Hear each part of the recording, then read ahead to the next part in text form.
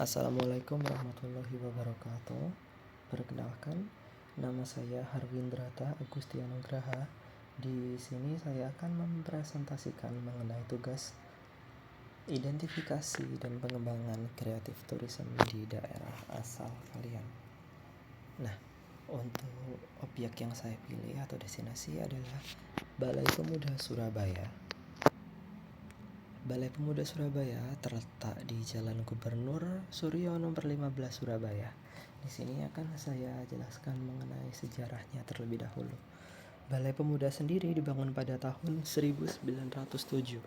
Balai Pemuda awalnya merupakan tempat hiburan elit di Eropa dengan nama Simper Society. Kini, bangunan ini menjadi salah satu pusat seni dan budaya di Surabaya. Untuk Simper Society sendiri itu berasal dari kata Belanda ya, yaitu sosialitas atau kaum sosial yang berada di tingkat atas atau biasa kita sebut bangsawan. Jadi, Simper Society ini adalah salah satu tempat perkumpulan bangsawan dari Eropa terlebih dahulu di zamannya.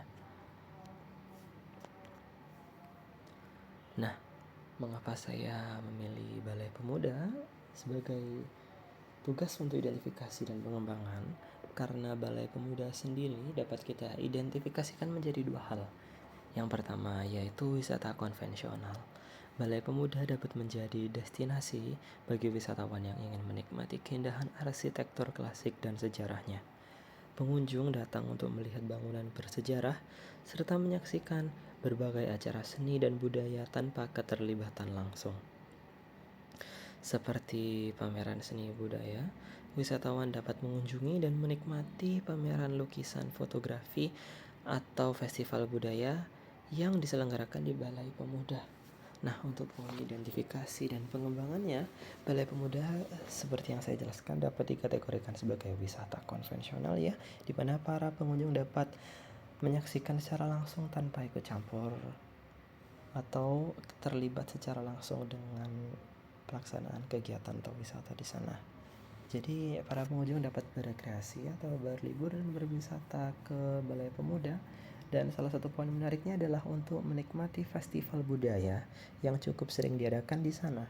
Nah, salah satu festival budaya terbaru adalah ini, Festival Reok Ponorogo yang dilaksanakan pada Januari kemarin. Di sana para pengunjung dapat datang secara langsung untuk menyaksikan ya. Dan di bawahnya juga adalah Museum 10 November. Jadi bagi para pengunjung atau anak muda yang ingin mengenang mengenai jasa para pahlawan kita yang bertarung pada pertempuran 10 November sendiri dapat mampir menuju museum tersebut ya, yang terletak di basement underground atau lantai bawah dari Balai Pemuda sendiri. Jadi untuk destinasi wisata tersebut tidak dikenakan tiket ya, hanya tiket parkir saja. Dan selain itu, ini juga dapat diidentifikasikan sebagai wisata kreatif. Balai Pemuda menawarkan pengalaman interaktif wisatawan dapat mengikuti workshop seni, belajar membatik, atau bahkan terlibat dalam pementasan budaya. Terlibat dalam pementasan budaya seperti pada gambar di samping. Gambar di samping ini salah satu pementasan budaya di mana salah satu petinggi dari Australia datang untuk mengadakan sebuah kegiatan ya. Dan di Surabaya ini Balai Pemuda ini pernah mengadakan kegiatan melukis dan itu mengundang kaum disabilitas atau kaum yang cacat untuk melukis di sana. Dan kebetulan yang menjadikan contoh ini adalah salah satu acara di mana kita dapat belajar melukis atau mengekspresikan diri dan menggambar bersama di sana. Jadi di Balai Pemuda sendiri sebenarnya jika tidak ada suatu event atau kegiatan dan acara, tempat ini dapat dikatakan salah satu tempat yang monoton. Karena mungkin selain kita menyaksikan museum saja, kita hanya dapat menyaksikan bangunan dan arsitektur yang klasik yang bersejarah tanpa ya mungkin hanya itu saja.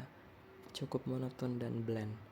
Dan salah satu pengembangan yang dapat kita lakukan, terutama sebagai anak muda, yaitu bagi kita, terutama mahasiswa yang memiliki kemampuan untuk mendirikan sebuah event atau acara, kita harus lebih mengapresiasi salah satu tempat tersebut, yaitu Balai Pemuda Surabaya ini. Balai Pemuda Surabaya ini jarang sekali ramai terhadap pengunjung bila tidak ada acara. Jadi disitulah poin pengembangan dapat kita lakukan. Di situ mungkin kita bisa mengembangkan sebuah acara, event yang lebih sering, atau kita dapat mengundang UMKM ya.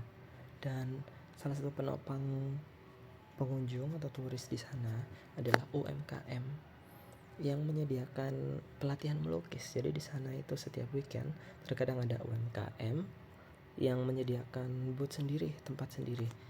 Terkadang ada di basement di Museum 10 November ini, atau bahkan di lantai atas ya.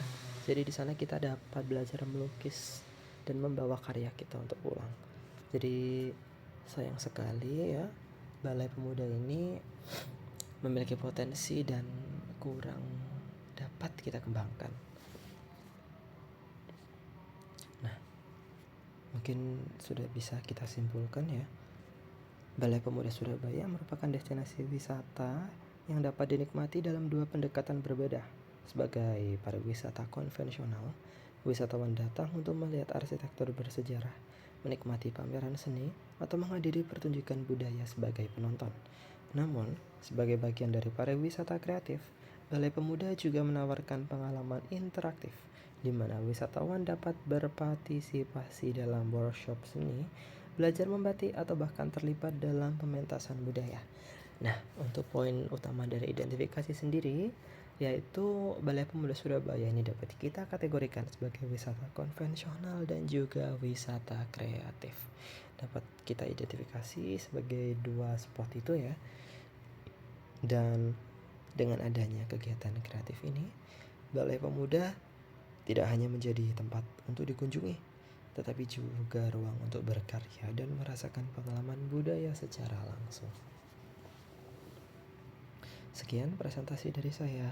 Terima kasih atas perhatiannya. Wassalamualaikum warahmatullahi wabarakatuh.